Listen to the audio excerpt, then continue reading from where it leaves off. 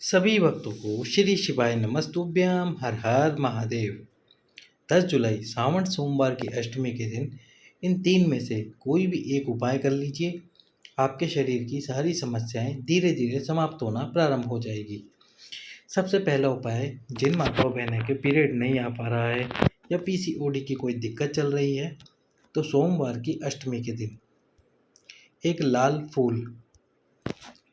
फूल भी कौन सा, जो गुड़हल का फूल आता है घंटी वाला, जो कि आप स्क्रीन पर देख रहे हैं, ये वाला लाल फूल आपको लेना है। इस लाल फूल को लेकर जाइए शिव मंदिर में जाकर सबसे पहले जो माता अशोक सुंदरी का स्थान है, पहले भी बताया आपको, शिवलिंग में जो जल बहकर नीचे गिरता है, बीच में मोटी सी लाइन होती है, वो माता अशोक सुंदरी का स्थान है। इस स्थान पर उस लाल फूल को समर्पित कीजिए।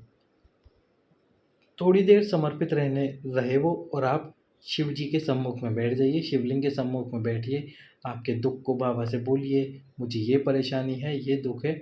और उसके बाद में थोड़ी देर बाद में उस फूल को उठाकर चबा चबा कर वहीं शिवलिंग के सम्मुख में चबा चबा कर खाना प्रारंभ कर दीजिए और उस फूल को खा लीजिए। आपके शरीर की कोई भी समस्या होगी वह समाप्त हो जाएगी। यदि सोमवार की अष्टमी के दिन आपका पशुपति व्रत है या फिर सावन वाला व्रत है, तो आप ये फूल वाला उपाय ना करें। उसके लिए आप दूसरा उपाय करें, जो आगे मैं आपको वीडियो में बता दूंगा। अब लड़कियों के लिए उपाय, जिनका विवाह नहीं हुआ है, उनके भी कोई समस्या है पीरियड की या पीसीओडी की, तो वो क्या करें। यही लाल फूल आपको लेना है, जो अभी आपको दिखाया, यही लाल फूल आपको लेना है। और इस लाल फूल को लेकर आपको ये लाल फूल शिव जी के जो अशोक सुंदरी का स्थान है उस पर नहीं चढ़ाना, माता पार्वती के चरणों पर समर्पित करना है। चरणों में रख देना है और चरणों में समर्पित करने के बाद में वहीं शिव जी के सम्मुख में बैठिए। आप भी आपका दुख बताइए और फिर इस फूल को उठाकर चबा चबा कर वहीं पर खा लीजिए। जिन लड़कियों का पीरियड रुका हुआ होगा या कोई समस्या होगी, वह धीरे धीरे समाप्त होना प्रारंभ हो जाएगी। अब उनके लिए उपाय, जिन माताओं बहनों का व्रत है उस दिन और वह ये लाल फूल नहीं खा सकती, तो आप क्या कीजिए, सोमवार की अष्टमी के दिन 3 बार आपको जल पीना है अपने घर पर ही। जब आप सुबह उठेंगी, सुबह उठने के बाद जब स्नान आदि कर ले, पूजा करके फ्री हो जाए, तो आपके घर में ही एक कलश जल या फिर थोड़ा सा जल लीजिए। एक कलश में से आपके हाथ की अंजलि में उस जल को लीजिए और अंजलि में जल को लेकर माता अस्कनी, नाम आप स्क्रीन पर देख सकते हैं, माता अस्कनी का नाम लेना है आपको। माता अस्कनी का नाम लेकर उस जल का 3 बार आचमन कर लीजिए।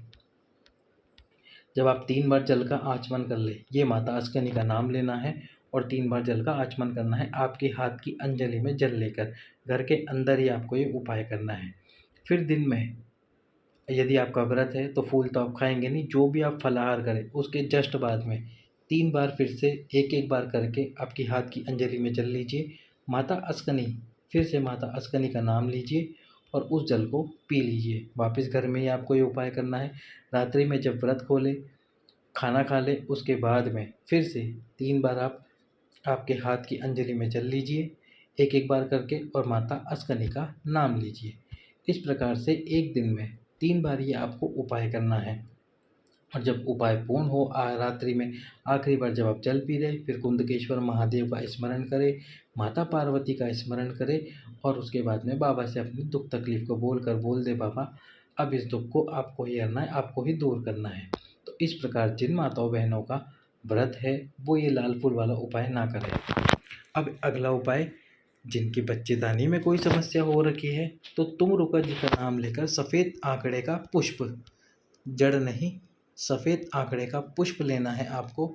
उस पुष्प को समर्पित करना है भगवान शंकर के शिवलिंग पे, और उस पुष्प को थोड़ी देर समर्पित रहने के बाद तुम रुका जी का नाम स्मरण करते रहिए, शिवलिंग के सम्मुख में प्रार्थना करते रहिए। और उसके बाद में उस पुष्प को उठाकर किसी नदी में, सरोवर में, या तो सरोवर हो आसपास उसमें डाल दीजिए या किसी नदी में विसर्जित कर दीजिए। यदि आसपास नदी ना हो, नदी बहुत दूर हो, जाने में ही 10-15 घंटे लग जाते हैं या 2-3 दिन लग जाते हैं आपको, तो कुछ मत कीजिए। इस फूल को जब आप उठाएं, अपने घर में एक पात्र में जल भर लीजिए, उस पात्र में इस फूल को डाल दीजिए और फिर थोड़ी देर बाद में इस पात्र का जल किसी भी वृक्ष के नीचे, जो आपके आसपास में वृक्ष हो, उस वृक्ष के नीचे डाल दीजिए।